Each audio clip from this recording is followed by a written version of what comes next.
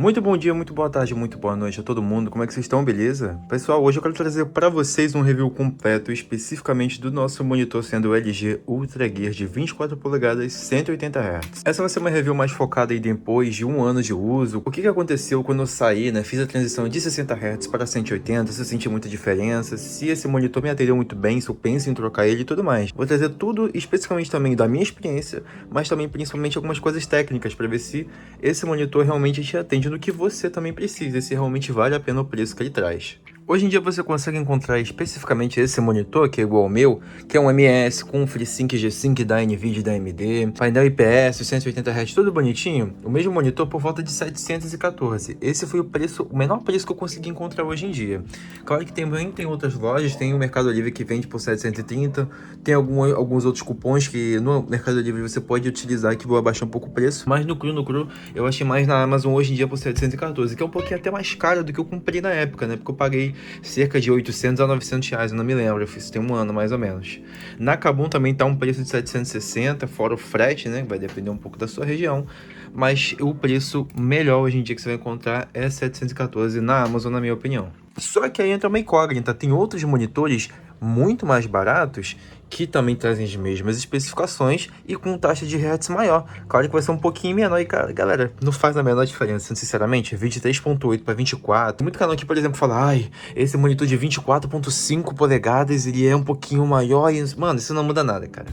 O que vai realmente mudar vai ser tipo de 24 para 27. Aí vai ser um bagulho bem diferente. Por exemplo, esse meu monitor aqui é de 24. Esse meu monitor aqui é de 27. Tudo bem que ele tá em pé, vai parecer um pouco maior, mas mesmo deitado, eles são bem diferentes de tamanho. Mas por que eu, por exemplo, não recomendaria um monitor especificamente da Superframe? Se você for comprar ele especificamente para ser o seu monitor principal, por conta da marca em si. Como é uma marca de white label, ou seja, ela compra produtos de outras marcas chinesas e bota a marca dela em cima para poder vender no produto original da própria marca. Então meio que tipo assim, eles meio que compram um monitor mais barato que estão vendendo nas fábricas chinesas e revendem por um preço barato aqui para poder ganhar o nosso consumidor. É aquilo, se você comprar esse monitor específico aqui, não quer dizer que eu não recomendo ele, mas recomendaria ele como um secundário para você. Como um principal, eu tenho que recomendar um monitor da OAC ou um monitor da LG. Também tem alguns monitores da Samsung, tem um da ROG também que é muito bonito, que é muito bom, que já é uma questão de OLED.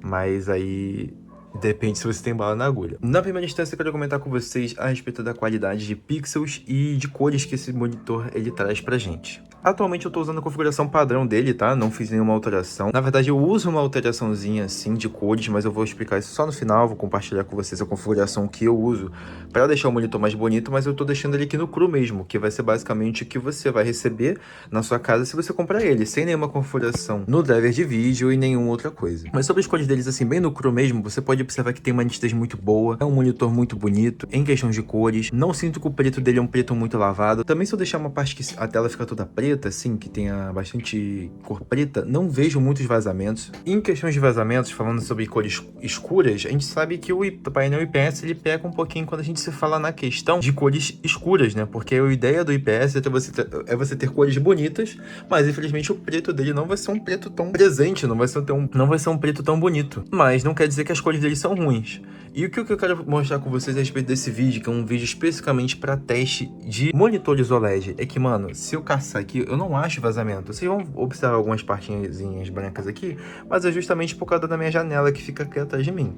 Mas, cara, eu vendo aqui, eu vou tentar até esconder aqui ó, a luz lá de trás, mas não tem nenhum tipo de vazamento, cara. E isso aqui é maravilhoso, cara, porque, cara, vazamento, quando você tem no monitor, que você encontra muito nos monitores, por exemplo, da Superframe, que se você for ver review, você vai ver muito vazamento de cor, vai ser um bagulho branco aqui quando tiver todo preto, que fica horrível de você ver, fica muito feio. E monitores de marca, de uma LG, de uma OC, é mais difícil de você ver esse tipo de vazamento, que são aqueles barrões brancos que ficam nos cantos da tela ou no meio.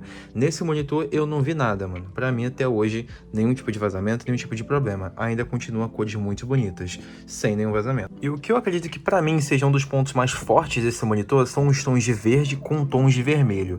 Esse trecho específico desse vídeo eu escolhi pra... mas agora já passou, né? Mas pra poder mostrar pra vocês que os tons de verde, azul e vermelho, que são as cores principais, né, do RGB, são muito bonitas nesse monitor, não deixam a desejar em nada, mano. Tons de roxo também são muito bonitos, combinam muito bem com esse monitor. e tons de branco, tons de cinza. Cara, esse monitor para um painel IPS fica muito bonito, ainda mais se você conseguir fazer uma configuração que eleve ainda o nível de qualidade desse monitor. Então beleza, já falamos sobre o painel IPS, sobre a qualidade das cores dele, que são cores vívidas, nítidas, que tem como você perceber nitidamente as cores, nitidamente a qualidade de algum vídeo, a qualidade de algum jogo, de texturas. Mas vamos falar então agora sobre as configurações que tem dentro do monitor. O que dá para configurar aqui dentro dele? A gente vai observar que aqui embaixo dele, graças a Deus, nesse monitor, que é um monitor de R$715, eles já adicionaram o joystick. O que é o joystick? É um botãozinho para você poder fazer a navegação dele aqui. Você clica nele aqui, como se fosse um joystick de um controle, mas fica na parte de baixo dele aqui. Esse aqui ajuda muito na navegação, fica muito mais fácil que aqueles botões que ficam aqui, tipo um botão de mais, um botão de menos. Isso aqui ajuda muito na navegação. Claro que você não vai ficar mexendo isso toda hora, você vai mexer uma vez ou outra na sua vida, mas de qualquer forma isso aqui é muito bom. E aqui em modos de jogo a gente tem várias opções de configuração. Em modos de jogo a gente tem algumas opções de cores em específico que a gente pode configurar da forma que a gente achar melhor. Tem jogador 1, jogador 2, FPS, isso aqui vai mudar basicamente como que você está enxergando a qualidade das cores do seu monitor. Claro que tem gente que prefere uma cor mais opaca, um pouco mais padrão, né, sem nenhuma, muito frufru, muita cor vívida, mas eu particularmente, entre jogador 1 e jogador 2, eu prefiro jogador 2, acho que o monitor fica com uma cor mais vívida, mais nítida, mas também tem outras opções, FPS, RTS, vívido, isso também vai mudar automaticamente no tempo de resposta. Se a gente mudar em FPS, vai ficar no modo mais rápido, que é o tempo de resposta mínimo que esse monitor consegue entregar, que é de 1 milissegundo. Mas eu particularmente prefiro botar o jogador 2 e configurar aqui em ajuste de jogos, que já é a segunda opção que a gente vai comentar. Em ajuste de jogos, a gente pode ativar a opção Adapt Sync. O que seria esse Adapt Sync? É basicamente, imagina o seguinte, você está rodando um jogo no seu PC, vamos supor que você está rodando um Red Dead Redemption, mas o seu jogo ele está a 80 frames, e claro que quando você está rodando um jogo com uma taxa de quadros um pouco alta, tipo, por exemplo, 80, 90 frames, às vezes vai aparecer alguns borrões no vídeo. Para não ficar feio esses borrões, a gente ativa o V-Sync.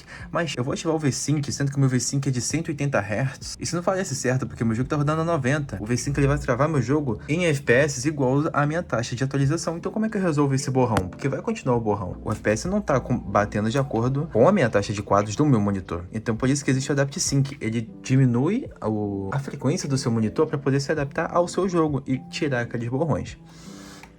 Tem esse estabilizador de preto também, pode também mudar o tempo de resposta para a opção mais rápido, muito rápido, que essa é a opção mais rápida aqui, a primeira, mais rápido, eu já não curto muito, fica um borrão muito estranho. Tem o modo de milha se você quiser adicionar, mas acho que esse aqui ninguém gosta, né, para ficar uma milhazinha aqui no seu monitor em si. Tem um contador próprio de FPS do monitor, se você quiser utilizar, eu acho que ninguém usa, né, normalmente todo mundo só gosta de usar o MS Afterburner. Aqui também tem as opções de ajuste de imagem, se você quiser aumentar o brilho, contraste, nitidez, gama, tempo de cor, e se você quiser resetar tudo do seu monitor para os padrões de fábrica, é por aqui também. E em entrada você também pode mudar a saída de vídeo, né? Se, por exemplo, o meu monitor agora está na saída de DisplayPort, mas se quiser colocar no HDMI, é só vir aqui e mudar para HDMI. Agora comentando um pouco sobre as minhas configurações de vídeo para deixar o monitor com cores um pouco mais vívidas e mais bonitas, um preto um pouco mais detalhado, eu gosto de configurar diretamente aqui no meu driver de vídeo da AMD. Em temperatura, eu gosto de colocar aqui em 62 mais ou menos, ou 6200.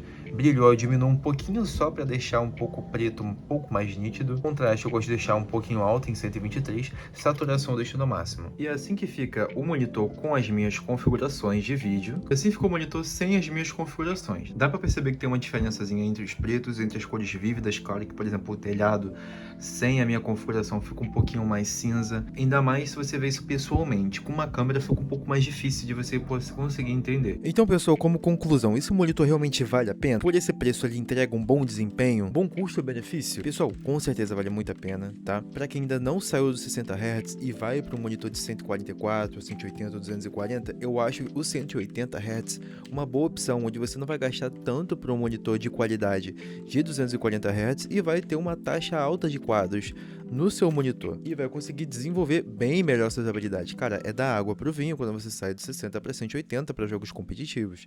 Também um conforto visual muito melhor, cara. E eu acho que por esse preço, cara, por volta de 750, 715 até 770, 780, vale muito a pena esse monitor. Mais do que 900 reais eu já acho que ele não vale. Até 800, dependendo da situação financeira que a gente sabe que o Brasil passa, eu acho que até vale a pena. Acima de 900 eu talvez não recomendaria, teria outras opções mais interessantes. Mas eu quero saber de você, se você também tem esse monitor, qual foi sua experiência, se você gosta dele, se você pensa em trocar e qual que você pensaria em trocar, deixa aqui nos comentários também. E eu quero também pedir para vocês me darem mais opções, mais ideias de vídeo. Se você tiver alguma outra ideia de vídeo, de algum outro review, de algum outro produto que eu possa fazer, deixa aqui nos comentários, que quem sabe no próximo vídeo não seja a sua ideia, que se torne realidade o meu próximo vídeo. Mas no todo, pessoal, se tiver alguma dúvida, também pode me perguntar. Grande abraço, deixa o like, valeu!